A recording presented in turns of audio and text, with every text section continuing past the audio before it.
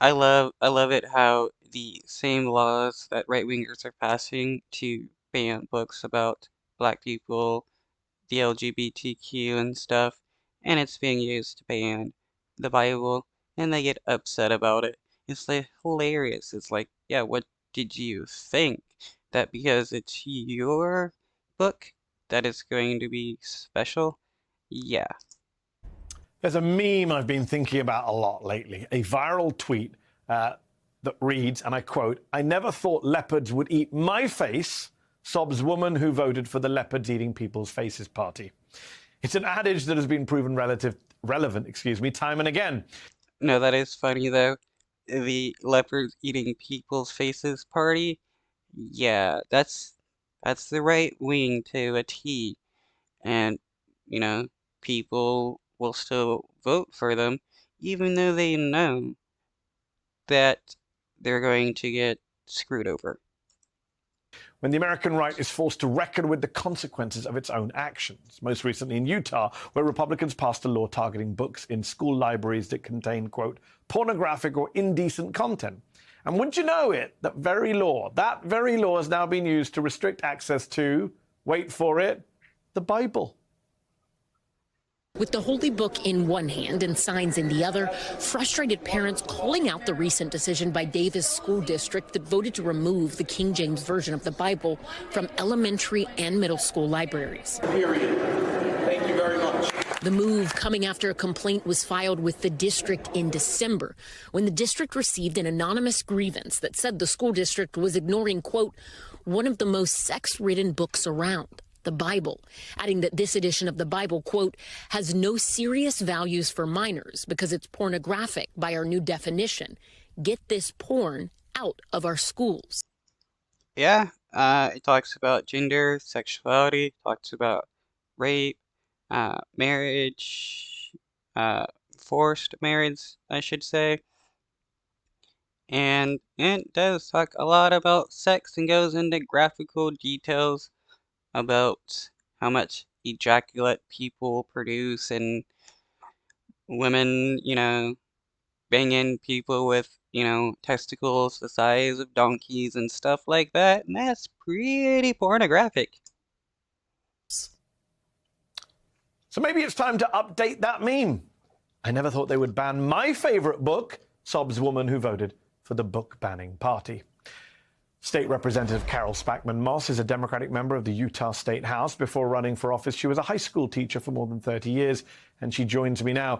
Representative Moss, thanks so much for coming on the show. What is your reaction to the King James Bible being taken out of some Utah school libraries? Do you support that move on the basis of, I don't know, consistency? If Republicans are going to ban books with vulgarity or sex in them, then that includes the Bible. Yes, it was consistent. And by the way, I was an English teacher. I taught literature and writing, and I sometimes taught a unit called the Bible as literature. But the person who filed this challenge just put it out there to see if they would follow the same process and see what they're doing to other books. And boy, did the lawmakers, the Republicans, take the bait. And all this outrage they expressed in meetings.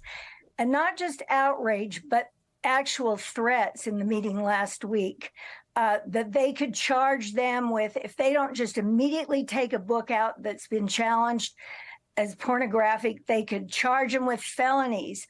But the Bible, they said things like this is the first step toward. Ooh, that is pretty hilarious. I didn't realize there was that part of the law where they would be charged with felonies for not removing the books that somebody claims to be pornographic. So they have to remove the Bible or they're going to be charged for violating the law. This is awesome. I love when the laws right-wingers passed are used against them. Atheism and hedonism. But all they did was the district followed their procedure of let parents and teacher review committees make a decision, and they put it in high schools only. That was it. So do you think Utah Republicans are simply going to end up changing their own rules here to protect religious texts that they approve of? There's some talk that the Book of Mormon could be challenged next, which would be hugely controversial in Utah. Yes. Oh, definitely. And I wouldn't be surprised if they alter the law to be like, uh, religious texts are exempt from said law, or some phrasing like that, to keep religious books in schools, because that's what these right-wing fascists want. They want to indoctrinate kids in their shitty religion so they can get more cult followers. It would. It would. But what they were pointing, the person who challenged it, I assume they were pointing out is the bill is flawed because Yeah. you should take everything in context at its literary value. And they're not doing that with some books. They're just saying these lines are what they call the bright line. They're pornographic. They should be taken out. No, all books that are challenged should be looked at as a whole, not by individual words or passages. Yeah, I agree with that. Even though I'm against religion and stuff, I still support uh, religious texts being allowed to be checked out in school libraries for kids to be able to read if they choose to, so that they can expand their mind and learn about uh, various mythologies, and not just, the uh, Christian holy texts, but all the other holy texts from various other religions. I myself did a lot of research on various religions with the help of my school library, and it was pretty great. And Mehdi, I just want to say they haven't discovered Shakespeare yet. Maybe God it's help us too all. So let's. difficult. So you spent decades as an English teacher, as you say. You mentioned Decades, Shakespeare. yes. Big 33 picture. Big years. picture. Yeah, Shakespeare definitely could be, removed from schools. I mean, look at Romeo and Juliet, and that could be considered somewhat pornographic. What do you make of this right-wing campaign of book bannings in your state and across the country? What impact, in your view, is it having on our public schools, on the American education system? It's a huge impact. Inordinate amount of time. In the district I taught in with 62,000 students, there have been 94 books challenged by 6 people. And this is typical. Wow. And these lists do not just come out. Many I don't think people have even read. They come from lists, groups like Moms for Liberty in Utah, Utah Parents United. It's a small but very organized group. They're the same books that have been in the canon for years. The Bluest Eye by Toni Morrison, beloved. See, they've gone from just looking for books that have to do with LGBTQ kids and BIPOC kids. That's the primary list. Now they're moving into established literary works. And that's where I really say we have to draw the line. Hundreds of thousands of dollars are being spent on this, time, hours and hours, instead of working on kids learning to read. See, I have many of those books. I've read them. Kids that need to make up the losses during COVID. There's so many things we need to do. And what's happening, Mehdi, is that teachers are leaving, librarians are quitting, and that's the tragedy. It's part of what I see as an overall attempt to destroy public education. Voucher bills, homeschooling, many schools more school choice.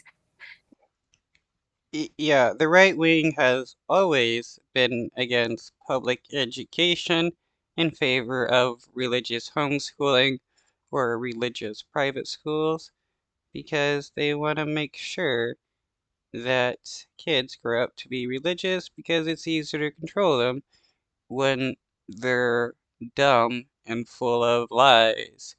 That's another reason why they consider college to be like liberal propaganda or something like that.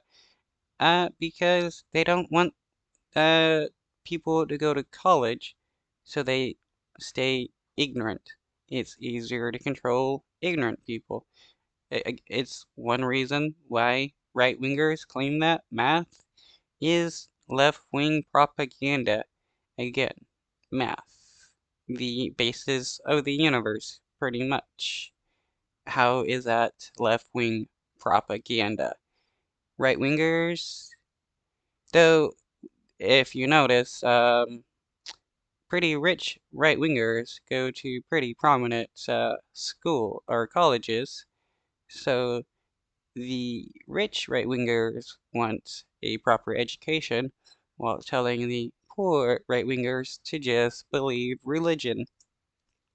This is one aspect, and it's very dangerous. These are our most important freedoms: the freedom to read, the freedom to speak, academic freedom, and I'm very concerned about it. And I think there will be lawsuits to follow. Pretty sure of it. These are unconstitutional laws. I do share your concern, and I'm glad you joined the dots there, making the point that this is about the deliberate destruction of public education. It's about much more than just books or lines in books. Utah State Representative Carol Spackman Moss, thank you so much for your time tonight.